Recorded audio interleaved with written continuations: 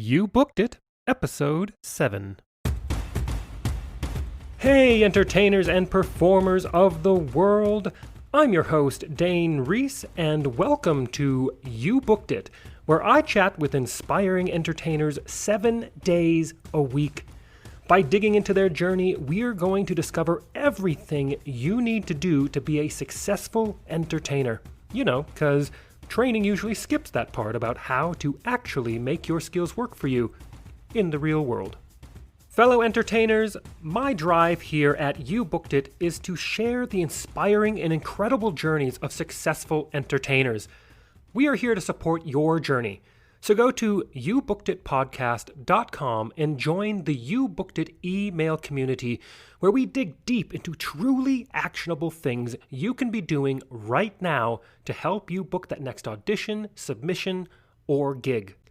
If you enjoy this free podcast, please show your support and search for You Booked It on Apple Podcast or your favorite podcast app where you can subscribe so you don't miss an episode, leave a rating and review. And to show our appreciation for your, fingers crossed, 5-star rating and review, I will give you a shout out on an upcoming episode. And now, let's do this. All right, let's get started. I am excited to introduce my guest today, Danielle Aveyard. Danielle, are you ready for this? Absolutely. Thank you for having me. My pleasure. Danielle was born and raised in Dayton, Ohio, where she went to college to receive her BFA in dance from Wright State University. In her senior year, she was accepted into the pre-professional, world-renowned Dayton Contemporary Dance Company, where she danced for 1 year while hitting the audition circuit. Danielle moved to Vegas in 2010 after hearing more and more entertainment jobs were opening up there every day. After a year of auditioning for talent agencies, shows, and nightclubs, she booked her first show with Rack and Roll. From that point on, things seemed to fall into place. She has danced at almost every casino on the strip in either a show or a nightclub. Some of her favorite jobs have been dancing in Bite, The Act, Fantasy, as an AFL Outlaws cheerleader, Hyde, and X Burlesque. Currently, you can find her at X Burlesque at the Flamingo 6 nights a week and occasionally even 7 nights.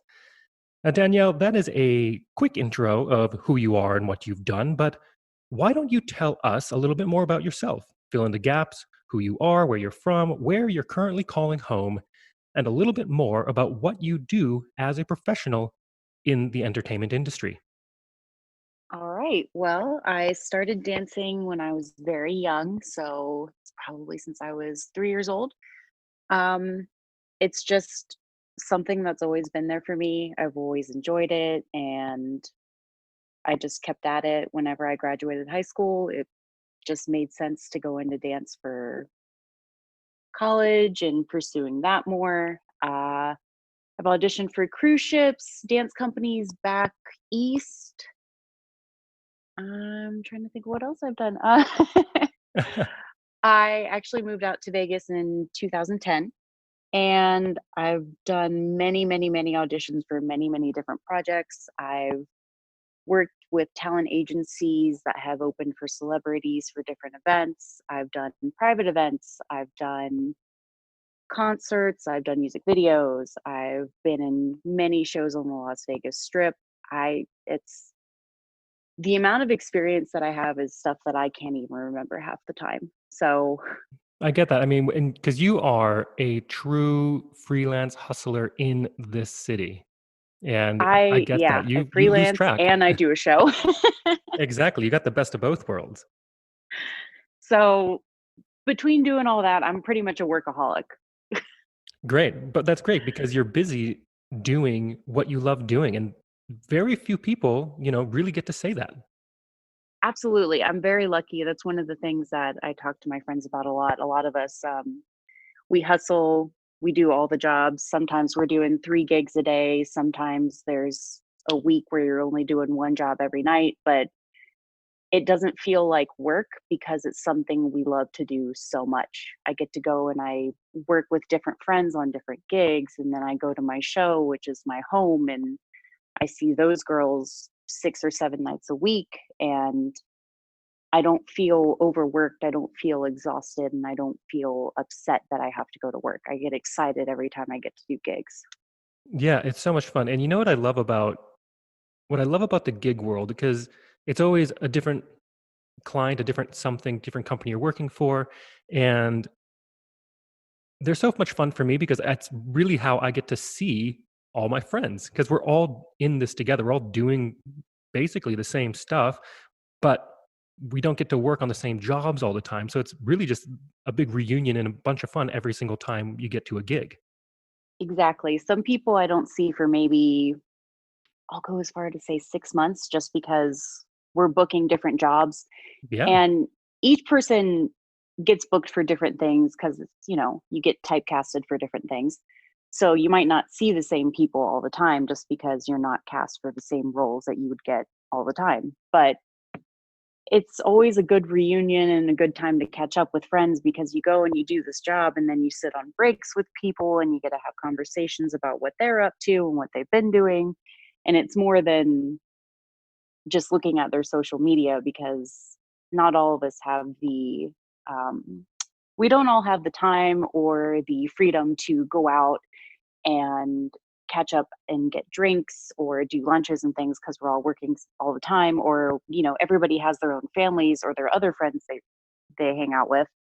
So at least the jobs is that's where you get to see people. Absolutely. Well, let's move on to the next section here. And look, I am a sucker for a good quote. What is your favorite quote that you'd like to share with everyone? One of my favorite quotes, I don't even remember when I found it. I want to say I was probably in college. Um, and I should have looked up who the author was, but it's just something that's always stuck with me. So I don't have, it might be an unknown author, but it's blessed are those who dance, for they have infinite floors of gold beneath their feet. I love that quote. I've never heard that before. That's one of my favorite ones because it doesn't matter where I go or what I'm doing, because dance has always been my home and my passion. I get to do that anywhere, whether it's in a show or my living room or taking class. I can always find somewhere to do what makes me really happy.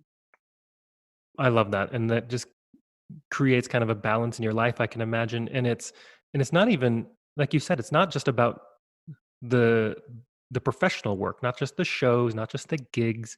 It's that you can control that and experience that and fulfill yourself when you're at home. Absolutely. I don't have to be at work to be dancing. Right, exactly. And it's, I think it's a true testament to the fact that this is your passion, that this is it's who you are, that you do this when you don't have to do it. Absolutely. Great. Well, let's move on.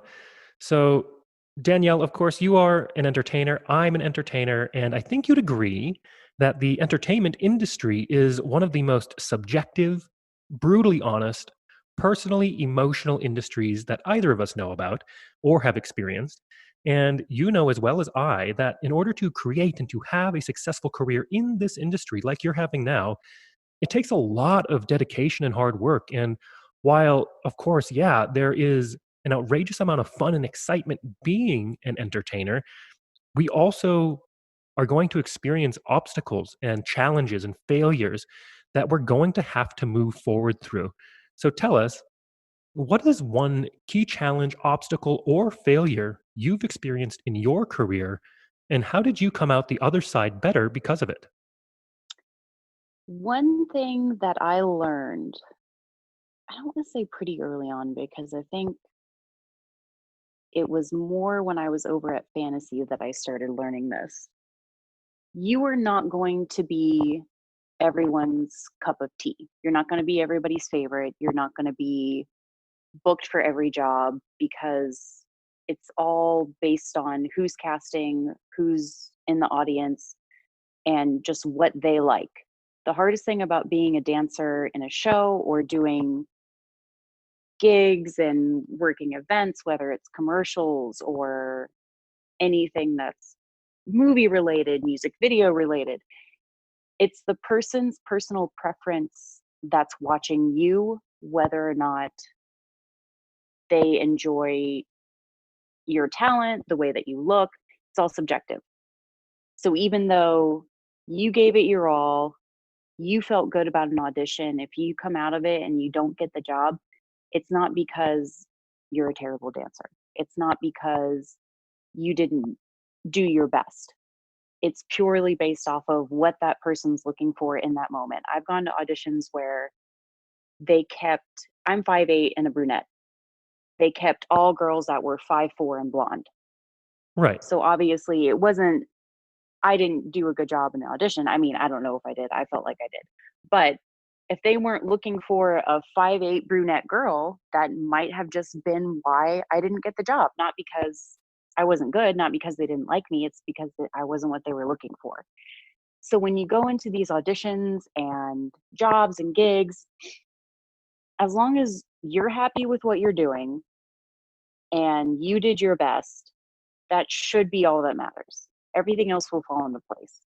You might not have been booked for that job for a reason. Maybe a better job was coming later and you wouldn't have been able to do both.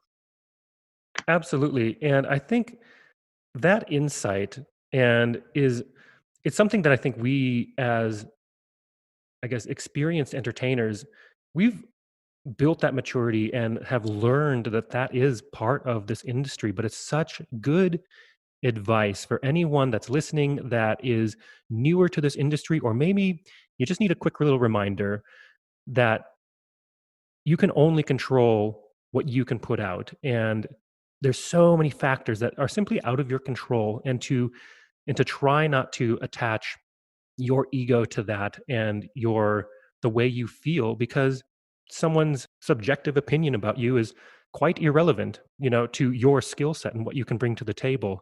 It's just the way it is in Absolutely. that moment. Yeah, because you could go in and mess up in the audition 3 or 4 times, and then you make that first cut, and then there's another girl who you thought just killed it, and they cut her. You don't know. You Exactly. don't And know it's what and anybody's looking for. exactly. So you just need to be confident and know who you are and what you can bring to the table. Bring that every time, and the rest will happen. Exactly. You will find your place the way it's supposed to happen. I know it's hard to go in because you go to these auditions and you're like, "Why don't they like me?" But, somebody else might like you more and you'll get a different job and then your career will go down a different path, and that's what's meant for you. It's so hard to just accept that, and it's easier to say it, but in that moment, it coming out the other side and thinking about it that way will make each audition easier for you and less stressful. For sure, for sure. And it makes you more relaxed. And I was speaking on another interview recently that everything that I've ever booked, I can quite literally track back to the fact that I felt calm and I wasn't feeling desperate. I just went in there, do what I do, and then you booked it. I did that with the Bite audition. I went to it 3 times. The first 2 times, I was so nervous, and I made it the whole way through, and they just kept telling me, "We don't have a spot for you, but we're really interested in you. It's just not the right time yet." And then that 3rd time, I just went in, I was like, "Well, I'm here again, so let's just get Right. the audition over with and do it." And then that was the time that I got the job. Exactly. You have to let go Yep, to really let what you do come through. absolutely. Cool. Well, let's move on to this next section. And it's to a time that I like to call your spotlight moment. That one moment in time that you realized, yes, I am going to be an entertainer for a living. Or maybe it was, yes, this is what I need to be doing as an entertainer. Tell us about that. So, like I said earlier, I had danced for my whole life. It's not like I ever took time off and didn't do dance classes for a year or anything like that. I always had dance class in my life. Sometimes it was more than others, but it was just always assumed that that's what I was going to do. So when I went to college for it, I showed up, didn't really know what to expect. I was in dance classes sometimes for 5 hours a day and then doing rehearsals afterwards, and then still having to go through the regular curriculum of basic education classes that you have to complete just in college because you have to. Of course. But it wasn't until my sophomore year of college we would do dance concerts in the winter. So they would do more of like a play or a musical in the spring, and then the winter quarter, because back then they did quarters, so it was uh sorry, not the spring, the fall. It would be fall, winter, spring, and then you would have the summer off. So fall was a musical or play, winter was for dance, so we would get to perform in the theater where all of the performances happened for the, not community, what's the word I'm looking for, the fine arts Program? department, sorry. Okay. Yep. Yeah. And then spring was always the seniors would come up with dance numbers, and then they would perform theirs in the spring. So it was the winter dance concert. And one of my favorite classes when I was in college was jazz. So that teacher was doing a piece. She had casted me. I didn't get cast my freshman year. I got cast my sophomore year for her piece. And it was a 12-minute dance piece where we maybe left the stage 30 seconds total for the whole Wow. number. And it wasn't even at the same time. Like I might have gone off stage for 5 seconds here and then came right back on. Right. But just doing that and dancing the whole time, something about that whole number just made me feel like, oh my God, this is what I want to do.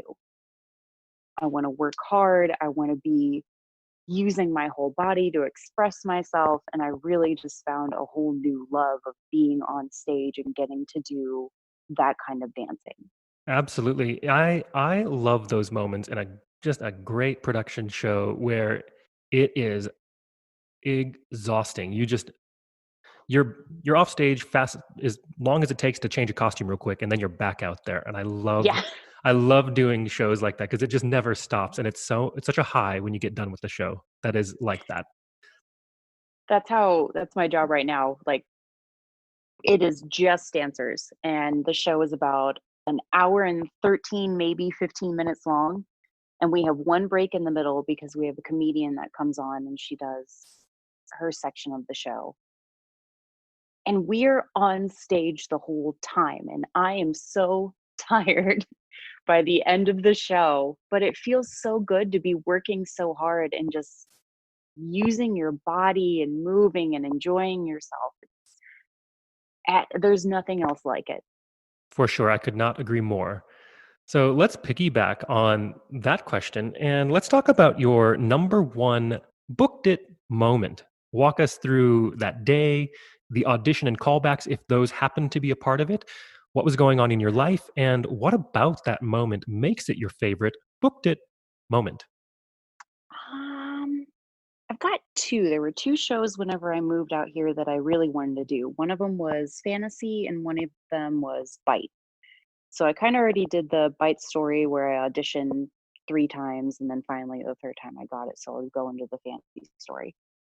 Um, Fantasy is, I think it's been running over 20 years now. So when I auditioned, I believe they were coming up on their maybe their 13th or 14th year. But when I lived back home, I remember watching a television show and it was on E Network, and it was the top 10 or top 12 sexiest shows on the Las Vegas Strip.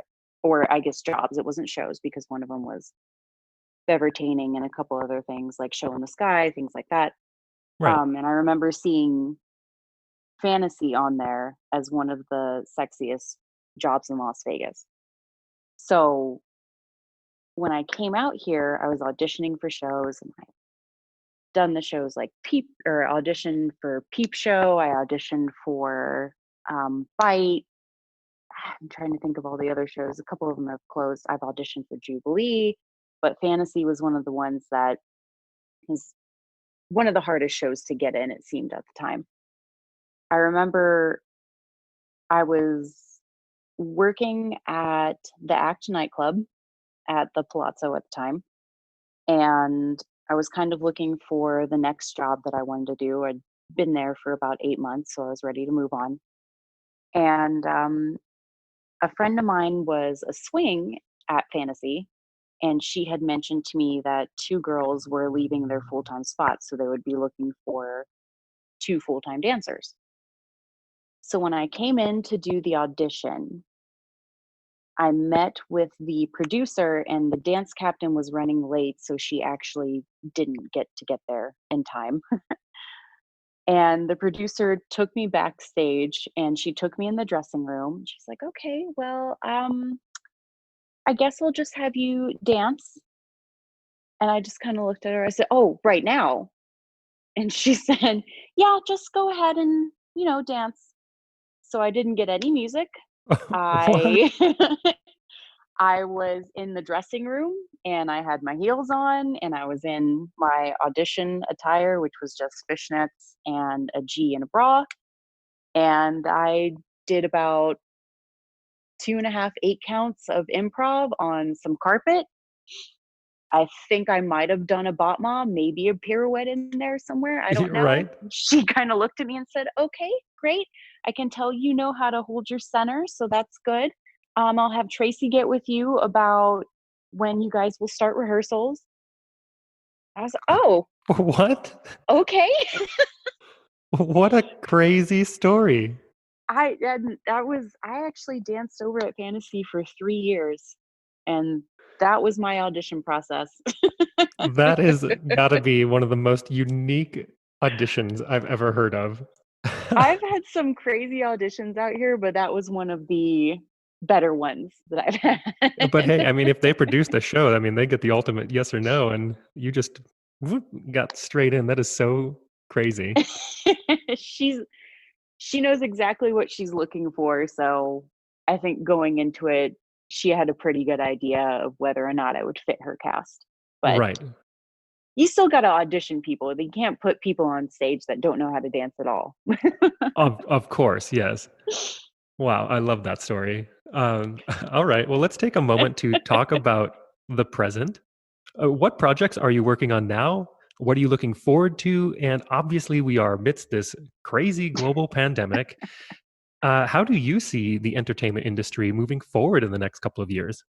So right now, I'm like a lot of people where I don't have anything going on. um, Fair. we're just our show is obviously closed. We're not doing anything with that. We're kind of waiting, and being the casinos just opened, I think we should be hearing something. I'm hoping soon. I haven't heard anything at all from anyone. I've heard other shows talking about opening up, so I don't want to start rumors or do hearsay or whatever. So personally for my show, we've not heard anything about when we're opening back up. So I don't have any projects that I'm doing on the side. I'm just kind of going to the gym and again dancing in my living room when I feel like it, and that's all I've really got going on.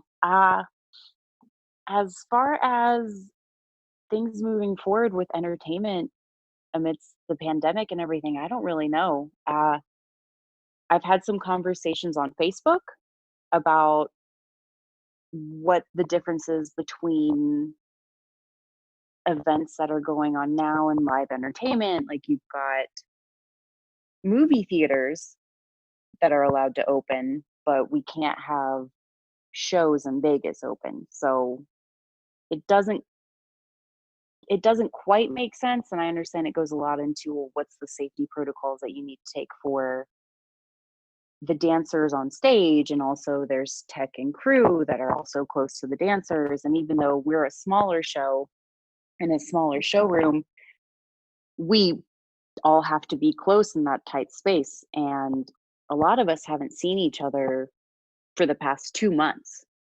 Right. And I'm personally, I don't want to wear a mask on stage. i I can't imagine, with all of the dancing that we do and running around, it would be easy to work and do that in a mask. So I For would rather sure. go back to work not having to worry about wearing a mask, but also my show is not known for social distancing, not only on stage, but we go out into the audience. Right. So I understand they can re-choreograph the show so that we don't go out into the audience, but still, again, if I haven't seen some of these girls in 2 months and they're not comfortable with coming back to work, it's that whole health thing. So I don't know. A lot of places are saying that we're not going to have any sort of live entertainment for the rest of the year. I hope that's not the case. I feel like there's only so much gambling you can do in Las Vegas, and I know that they want other entertainment to come back. We're the entertainment capital of basically the world. So I'm hoping they're figuring it out. Um, but we'll see. It I just know there's a lot of stipulations that go into it, and it's a lot of information that I've tried to research, but I don't have all of the right answers, and I don't know that anybody does. Yeah, fair enough. Well, let's move on to one of my favorite parts of this interview, and I call it the Grease Lightning round. I am going to ask you a handful of questions. I want you to answer them as quickly and concisely as possible, one after another. Are you ready? Absolutely. All right. First question. What was the one thing holding you back from committing to a career as an entertainer? I'm gonna be honest, I don't think I had anything hold me back. Perfect. I I love had that. I had supportive parents. I told them I wanted to go to school for dance and major in dance in college. I don't think they quite believed me when I said I'm gonna move to Vegas. That was the only thing, and then I was like, "I'm gonna move to Vegas in September." And it was June. They're like, "Oh, okay," and it got to September. I said, "Okay, so I'm moving." "Oh, you're Bye. really doing this." Right. But that's great. But they've So, been behind you the whole time, and that's fantastic. yeah, I mean, what parent wouldn't wanna come visit their kid in Vegas? All right. It's an easy holiday, isn't it? Right. All right. Well, second question. What is the best piece of advice you have ever received? I can't think off the top of my head the best piece of advice I've received. I think it's just more of what I've learned along the way. Yeah. I'm gonna say don't give up. Perfect. Every time I've wanted to stop, somebody has pushed me and said, you should just go do it. And then the good things happen. Yep. Perfect. And the third question. What is something that is working for you now? Or if you'd like to go pre COVID, what was working for you before our industry went on pause? I know that when I was growing up, there was a lot of debate on dancers getting into the gym and lifting weights and doing things that way as opposed to just taking dance class to stay in shape. I want to tell the younger generation to not be afraid of getting in the gym and getting muscle from weights and things like that. It can be really beneficial. Doing extra cardio can help you doing long dance numbers, doing shows, things like that. Don't be afraid to think outside the box of ways to exercise and make yourself stronger For sure. And it because helps it can prevent only, injury. yeah, oh, that's the biggest thing. Like, just take time for yourself and listen to your body, of course, but the stronger you are, the better you're going to be. That's fantastic advice. So, fourth question. What is the best resource, whether that is a book, a movie, a YouTube video, a podcast, some piece of technology that you've found is helping your career right now? Well, since my career is not really doing anything right now, I like to just stay up to date with honestly what's going on in politics. So if you can find someone that's talking about current events, that's keeping you updated on what's going on in your community, make sure you know what's going on with the people that represent your community because sometimes you are going to come across things that are going to affect you as an entertainer, that's going to affect you as a dancer, as a singer, an actor. You want people that are going to support the arts in your community to speak for you because that's your job and that's what you're passionate about. And if you want the younger generation to learn about the arts, make sure you have somebody that thinks that that's just as important as you do representing where you are. Perfect. Great. And the fifth question, one of my favorites. If you had to start your career from scratch, but you still had all the knowledge and experience you've collected from your career in the entertainment industry, what would you do or not do? Would you do anything differently or the same? Oh, I would definitely eat better earlier on and probably try to get more sleep. Yeah. I've found when I was younger, I didn't really watch what I ate, and it didn't do anything bad for me, but knowing what I know now about how important it is to take care of your body, whether it's getting rest or, like I said, strength training, eating the right foods, especially because there's so many things that you can do for holistic medicine or supplements that you can take that you might not be getting in your regular food, and eating healthier options. It's so important to take care of your body because it's your instrument and that's what's going to keep your career going longer. So I would have eaten better and been more aware of what I was putting into my body and also getting more rest. I think that's incredibly sound advice. And sometimes it's hard to do when you get booked and booked and booked and booked, and you're jumping from one gig to the next, and you gotta eat stuff on the fly, or you got to sacrifice some hours of sleep because you've lined up so much work. Of course, we can do anything for a short amount of time, sure, but at some point you need to reflect, I think, and look back and say, "Hold on, am I going backwards right now? Because maybe we need to reset just for a second." Absolutely. You got to, at least if you're working 3 or 4 jobs a day, at some point you got to take at least one day to just sleep in, get some rest, because otherwise your body's going to start doing things that's telling you that you need it. And you want to beat your body to the punch. You want to work smarter, not harder. And that's how injuries happen.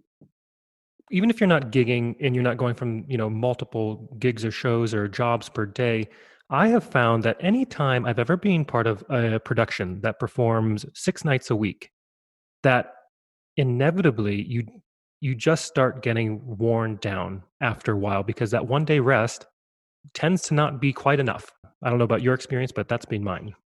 Absolutely. My show technically runs 7 nights a week. Right. So we all kind of rotate between us who has a day off, and then we have one girl that comes in and fills in for that each other girl that has the day off. So we're all scheduled 6 nights a week, but there's been times where I've picked up a day, like somebody goes on vacation and somebody else can't cover them. I'll come in and work. And if you just run yourself into the ground and you're doing the same thing every night, and your body finds new ways to get kinks in it, and it's overcompensating for the pain because you're not resting, it people don't realize we're doing the same thing to our bodies almost every day. And it Yeah, really starts to take a toll on you if you don't take care of yourself. And that's why rest is so important. I'm saying this, and I know people are probably going to hear this and think she doesn't rest, she doesn't do any of this.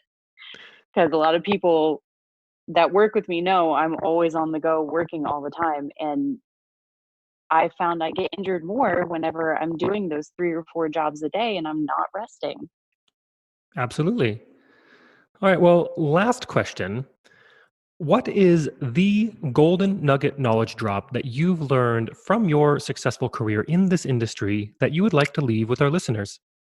I think it's just going to go back to what I said earlier, where you got to realize not everybody's going to like you, not everyone's going to book you. Every dancer, entertainer, singer, actor, we all have our own style and our own way to do things. And that's what makes us unique. And just because you don't fit one job that you really wanted doesn't mean that you're not going to fit another job where somebody sees you, and the way that you said that line, or the way that you know, did the dance moves in the audition, the way that you sang, just your style is going to be perfect for them. Might not be perfect for the person before or the person after, but as long as you're true to who you are, you're going to get the jobs that are going to make you the happiest. You don't want to go into an audition stressed and trying to be someone you're not and being uncomfortable, because honestly, that's going to make you have a harder audition anyways. So as long as you're true to yourself, just remember there's people that are going to book you for being you. You can't make them like you and be someone you're not. Yes, absolutely. That is perfect advice. And to wrap this interview up, it is time for you to give yourself a plug. Where can we find you? How do our listeners connect with you? Is there anything you'd like to promote? I don't have anything specific going on for myself right now, so I'm going to go ahead and let you know where I dance. My show is X Burlesque. It's at the Flamingo Casino. Normally, it's every night at 10 o'clock, but right now, until shows are open, you can find us on our Instagram at X Burlesque. Great. And what's your personal Instagram if people want to connect with you there? At DM Aveyard. So it's my first initial, my middle initial, and then my last name. Perfect. All right. Well, Danielle, thank you so much for joining us today on this podcast. It's been a pleasure having you. Thank you so much for having me. I had a great time. Thank you so much for joining us today. My one call to action for you is to go to youbookeditpodcast.com and join our free email community, where we dig deep into a continually growing resource of truly actionable things you can be doing right now to help you advance your entertainment career. Don't miss an episode. We have a new guest 7 days a week. Search for You Booked It on Apple Podcast or your favorite podcast app and subscribe today. All the best to you. We'll see you tomorrow.